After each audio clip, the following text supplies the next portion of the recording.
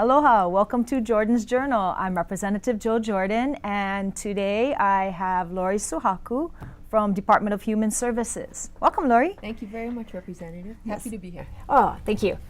So the department you're in, what do they do? What do you do there? And we can kind of start there. Okay, great. Thank you. Thank you for having me. So my title at the Department of Human Services is the Administrator of the State's Homeless Programs Office. Okay. So my office is responsible for receiving the state funds that are given to homeless shelters, homeless outreach providers, housing placement providers, and ensuring that those funds are procured properly, like bid on, and are contracted with providers to do. So we have services across every island of the state. So all the islands? All the islands. Okay. So if anybody gets, like an emergency shelter or a transitional shelter, that procurement would probably go through your office and then you watch over those. Correct. We monitor those contracts. Okay. So not every single shelter across the state is contracted with us, but most of the big shelters that you know about in your community, U.S. Vets, Waianae Community Outreach, Holomua, all of those providers are vendors of ours. So like for my audience, they'll know them as Pa'iolo Kai'ulu or Kahikolu or Ulu Keikokui. Correct. Exactly. Right? Exactly. Okay. Exactly. So that's, so people who kind of understand, so you kind of manage their funding or the procurement, right? Correct. Okay. That's in your department. What else does your department do? My department is huge. So the Department of Human Services has various divisions. I work in a division called BESD, Benefits, Employment, and Support Service Division. Okay. Also have MedQuest Division, Vocational Rehab, and Social Services. But your focus is on the homelessness. Correct. Oh, okay. So that's always been a hot topic, obviously, for me. I've been working along the homeless since probably the 1990s. And then through the proclamation in 2003 with the governor, and that's how they built these different shelters, emergency and transitional. So I have a little bit of background with it, and then we've created this Homeless Interagency Council, and you manage the funding for those different programs that run the homelessness, right? Yes. So what else do we do? I mean, I know right now we've started to branch out a little bit in the Interagency Council and talking about this Housing First thing. I'm sure everybody's heard a lot about it with the city and with the state, and we already started up a little program, didn't we? Correct. So I believe it was 2010, the legislature passed a bill to authorize $1 million to do a Housing First pilot project. Okay. And it took a while to get started because the money wasn't released right away. But that pilot project was implemented in 2012. Okay. And it was limited only to urban Honolulu, which is the highest concentration of chronically homeless. So if you don't mind, let me take a step back and tell you what Housing First is. Oh, yeah. And maybe it was we meant should, to be. Okay. So Housing First is actually an evidence-based practice. That means it's been shown to be effective in different cities across the country, and even in other countries across the world. Wow. It's been shown effective to reduce the number of chronic homeless people on the street. And so chronic means that these folks have been homeless for one entire year consecutively, or have, I think, 4 or more episodes of homelessness over a period of 3 years. Okay. They also have to have a disability of some sort. So whether it's a physical disability like an amputated leg, or whether it's mental health or a substance abuse disability, they have to meet all those criteria in order to be considered chronically homeless. So Housing First is an evidence-based practice, and it's a strategy to end chronic homelessness. So our state, through that pilot project, began to sort of change the way we give services to homeless people and try to get them from unsheltered conditions on the street or in the beaches and put them into a housing unit and provide them with services in the house instead of making them go through emergency shelters, then transitional shelters, and then move into housing.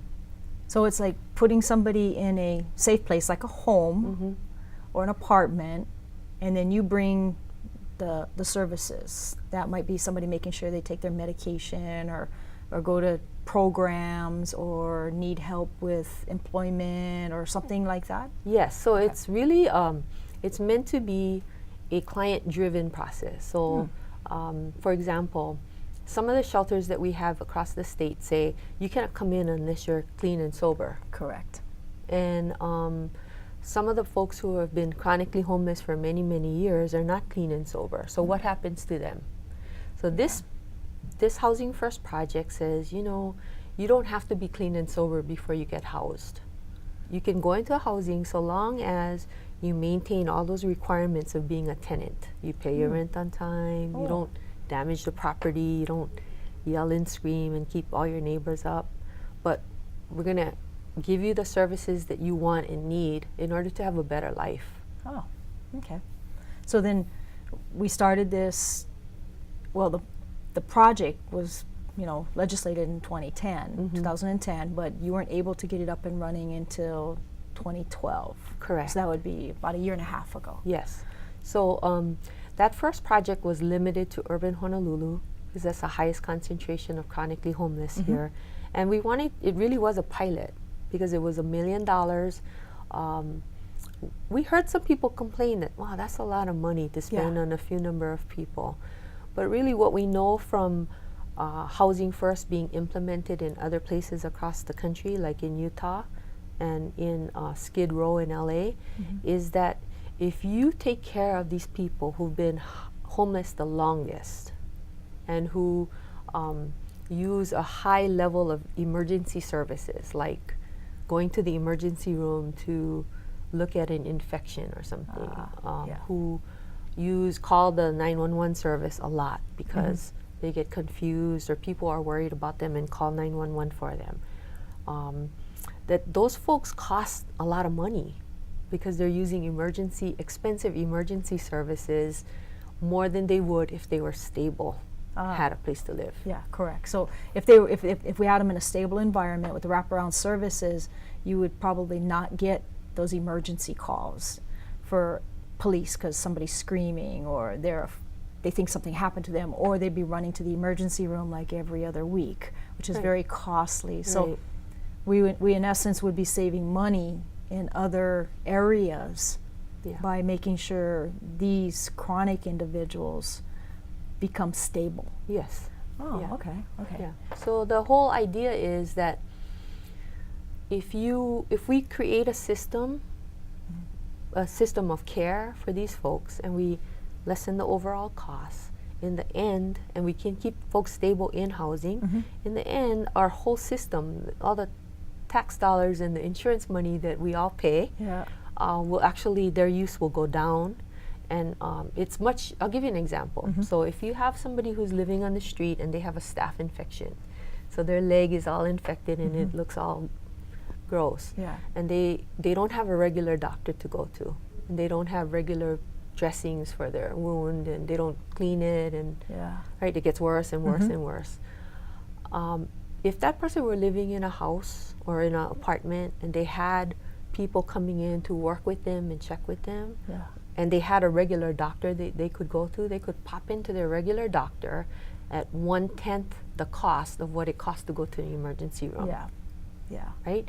So instead of going to the emergency room, getting it cleaned up one time and then being on the streets again and having it all dirty and icky again, they get regular care. It's way cheaper for all of us. For all of us. And it's better. And it's better for the And it's going to be better person. for the individual. Yes. They might not lose their leg over the staph, or they might not end up being hospitalized Right. because of staph. Right.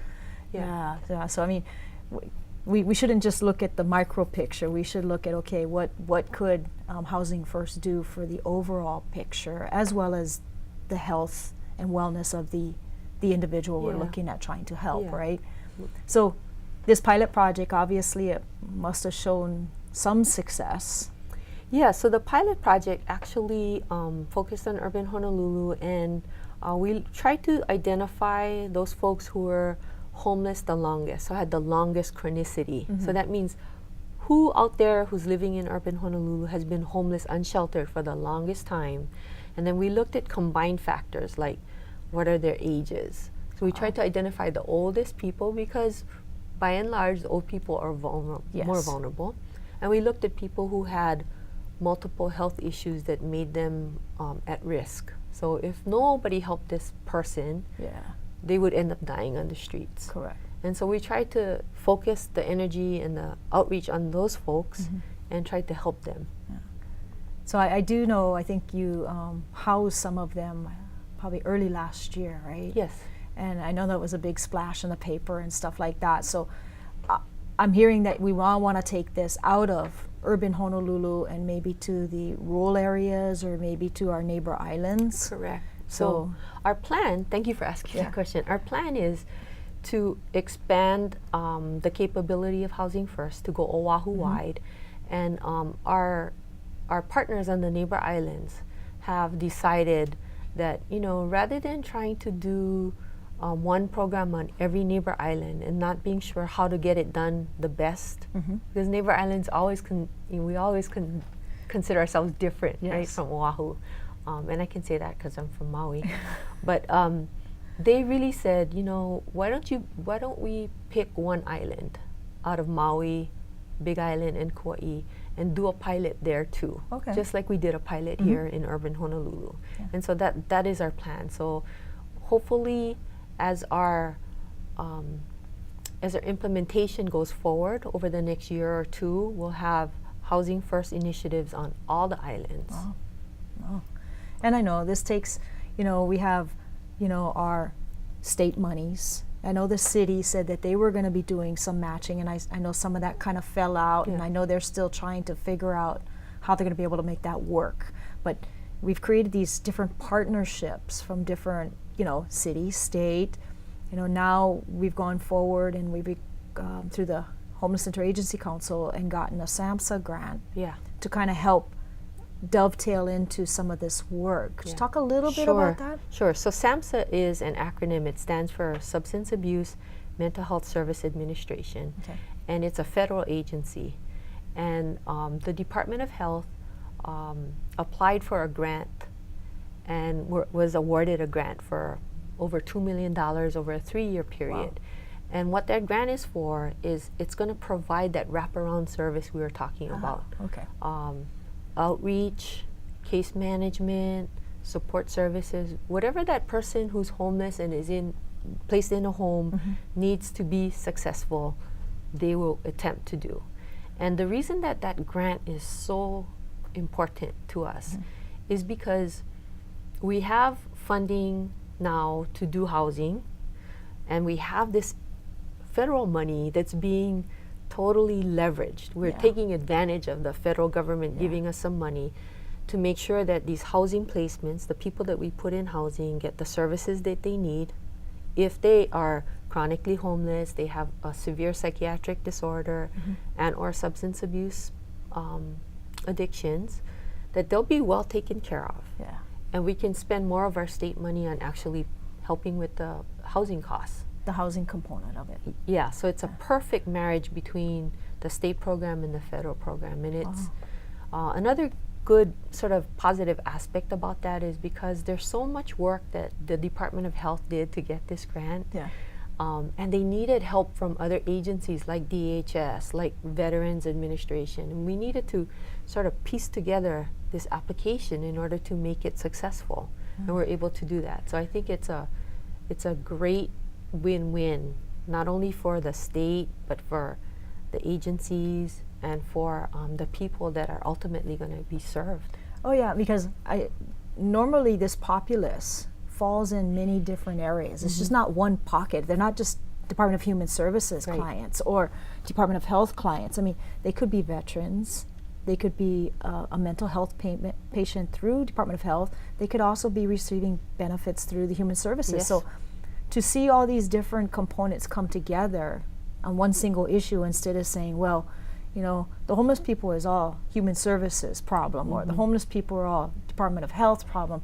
You know, we're kind of seeing, you know, we're all coming together to try and solve this Yeah. problem. And I think it's taken us a while to get here, but I think we have to look at, you know, what are those old thoughts and processes that we used to do that haven't been working? How do we start changing those? And I think this Right. is one aspect of how we get departments to now work jointly with outside agencies, different fundings to say, hey, how can we do this Yeah. new housing first that has worked in these other parts of the country? Right. And I think sometimes those of us in Hawaii, we think that we're so special, we're so different from other Yeah. places. But this is a program that has really been shown to work in all kinds of different cities across the world. So it's a good thing. And I think one of the real benefits of having a model, when we've chosen a model through the SAMHSA grant, we've chosen the Housing First Pathways Yes. model, which is a specific model developed out of New York City. Samson Barris is the originator of this, and he's here in town this week doing training. And it's given us a good model. I think in our pilot year, we didn't hook our star onto one model. We just said, let's look at what kind of things might work. And a year later, we're seeing this is a perfect opportunity because we have the SAMHSA money, we have a model, it's been proven to work, and let's do this and let's do the program with what's called fidelity, which means there's a model and you do it the way the model says before you start tinkering with it. Yeah. To see how it works here. This is exciting. It is. It's a good time for us. And I know, this is ongoing because we've been coming into legislature to ask for fundings for the housing component and, getting this information out to everybody so they can kind of understand it. It's just not, micro, it's a larger picture, and they should be very open to hearing this dialogue with. Yeah. So one of the things that's happening also in conjunction with the Interagency Council and with Housing First too is that we have to change the way our service is provided to homeless folks. Oh, correct. So in the old model, the model that we've used for 20 years now, it's, if you're homeless, some outreach worker will come up to you and say, hey, how you doing? You hungry? I can give you food. Or, you need soap? I can give you soap. And just sort of check in with you and say, do you want to come to the shelter? Yeah. And if that person is not ready or doesn't want to go to the shelter, then nothing happens with them. Nothing right? happens, correct. If they say yes, they want to go to the shelter, then they go to an emergency shelter, like Onelauena, out at Kalailoa. And they might stay there for a little while until they may get a job. Then they go to a transitional shelter where they can stay for 2 years. So they stay in a transitional shelter for 2 years. And if everything works out good, if they're clean and sober, if they do all of the support services and the classes, then they can work on getting permanent housing. So this model, the way we have to change our system is going to be, people don't have to go through all those steps in order to get housing. We should be able to focus our resources on trying to get people into housing so that they can be stable and help them be successful in housing. Yeah, it's really a different look at the model that we've been using all this time. Yeah. Because even watching what has happened over the last almost 11 years now, from this emergency to transitional to hopefully permanent, you see some of that really hasn't worked well.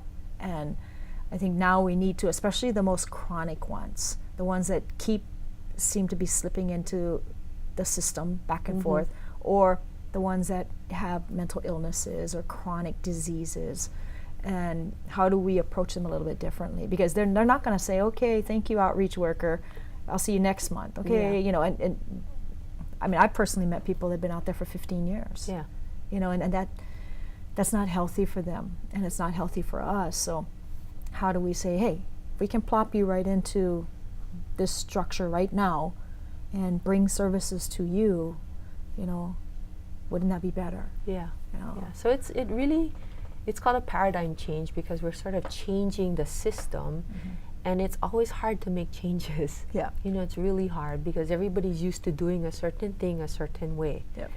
And what we as a system, Interagency Council, and the legislature, because you guys are involved in that too, have to know that we have been helping some people, but we have to try this other way of helping more people. Yep, that's correct. And I guess it's not only changing the system with the clients, but it's changing like the legislature's mind or the supporters outside there on to support these new initiatives. Right. that have successes in other areas, and how do we get that across to everybody? You know, you got to open your mind to the difference now. Yeah, and I think, you know, homelessness is kind of right in our faces right now. Yes, it is. You know, you walk down the street and you have to walk over people because they're sleeping on the sidewalk, or, you know, sort of camping in their tents, and it's really a sad thing for me. I mean,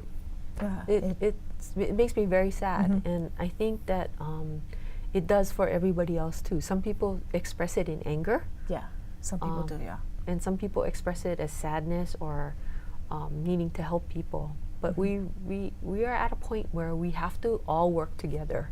Yeah. We have to. There's no alternative for us. I mean, I don't see it changing, and we have to create new changes in order to see a difference out there, and not just keep saying somebody do something about it or get angry and say, you know, those individuals need to go, and that's what I'm kind of seeing right now. I'm seeing right now that there's still this anger out there, and you know, how do you penalize them, and how do you make them go away, and that's not going to happen. How do you engage with them? How do you see what their needs are, get them in someplace stable, and fix or help them be able to work on themselves? Yeah. I mean, it's clueless to me when you say, hey, if I can house somebody for a year, and at the end of the year you tell me that's the same person that went in there that was sleeping at that bus stop, you know, I think that's when people really get it. You know, unless you work it day to day like you. So yeah, and I mean, I give credit to, there's so many providers out there, many of whom I work with real closely, who do that every day. Oh yes. And day in and day out. Yeah. And they have been so steadfast in doing that work. And so I'm making and our system is making a big ask of them. We're saying we have to do things different. We're going to change things, and it's scary. But I think that ultimately the system change will be a good one. We're also saying that to our neighbors. You know, like, how are you going to help this situation, right? What do homeless people need? Homeless people need homes. Yeah, and that's what it is. You know, we're going out there. We're going to ask private, you know, property owners or people with houses, can we use the house for these people to live in, or can we use this apartment? I mean, that's what we're going to be asking. And you know, as this grows, I mean, there'll be other things, that incentives or whatever it is, but we haven't gotten there yet. Right now it's, are you willing to put this individual with some mental health issues in here and be willing to take that risk? Right. And we're saying, though, on the other hand, we're saying you don't assume all the risk of that. That's right. Because we have this agency who you can call 24 hours a day if that person gets out of hand or their behavior gets out of control. And so we become partners, essentially. And we're not asking that families take in a homeless person in foster care or anything. No. We're saying those folks who have a second unit, an investment unit, or you know, an Ohana unit that's separate from their home, and you know, separate entry and all of that, if they would be willing to, and most people want to help. Most people want to help. I really believe that. Yes. And so that's one way they can help, is to say, you know, I'm willing to talk to my property manager and say, if I can be assured that somebody will help this person be successful, I'm willing to do that. I mean, I know there's landlords or property owners out there willing to do that. I mean, we're not asking them, can we have your unit for free? I mean, that's not it. We are going to pay them, you know, rent, but they're going to be good tenants, because if something happens, then here's the phone number to call. We're going to be checking up on them. We're going to be helping them become successful. So if I was a landlord, I would be like jumping at that. That's you know, that's what you're going to see as this grows. People are going to want to participate in this. Yeah, I hope so, because I hear from people frustration, and I hear a willingness, though, if there's something that I can do. You know, I mean, I'm not going to go to the beach and feed people, or I can't do this, or I can't do that, but this is something that you can do. Which one of your neighbors, you know, has these properties, you know, 2 or 3 units here and there that they rent out, and when that unit becomes vacant, Mhm. would you be willing to work with Catholic Charities or Family Life Center to put somebody in there who Yeah. has been homeless? Mhm. Yeah. Yeah. I think it could be a great program. This is awesome. So, I mean, so I know you've come back to legislature this year. We're going to be asking for some funding, and hopefully that can be permanent funding. I know Yes. that's something else, as we go through these processes, how do we start re-educating on, in our budget process? How do we get permanent funding so we can make sure that we can plan for next year and the following year with these Right. funds? And then, later on, as we prove successes, how do we possibly ask for additional funding? I mean, that's all budgetary stuff, but I mean, Yeah. we got to do the baby steps to get there. Yeah. Yeah, and I think it's important to know that we're learning as we go along, and the program in the second year is going to be way better than it was in the first, correct, yeah. and in the third year it'll be way better than it was in the second, Yeah. and it's a process of learning. But we really are, we meaning the interagency council members, the working groups that are doing the hard work and changing, we're looking at ways of, let me give you an example. We're looking at ways of using one tool as an assessment tool, so that everybody who's encountered as a homeless person will be assessed with the same tool. Ah. That tool is going to Yeah. give us a score that says, this person needs to be in housing first. This person doesn't need to be in housing first. It's called acuity, to say how serious is this person's issues, Yeah. right? And what is the most appropriate thing? So it's making progress on a big system-wide basis. It's exciting. Yeah, it is. It is exciting. I mean, that's why I keep doing what I'm doing. So Yeah, thank you. I'd like to tell you thank you very much. Our time is ended. It goes really fast. Oh, yeah, it does. Thank you for joining us on Jordan's Journal. I'll see you real soon. Aloha.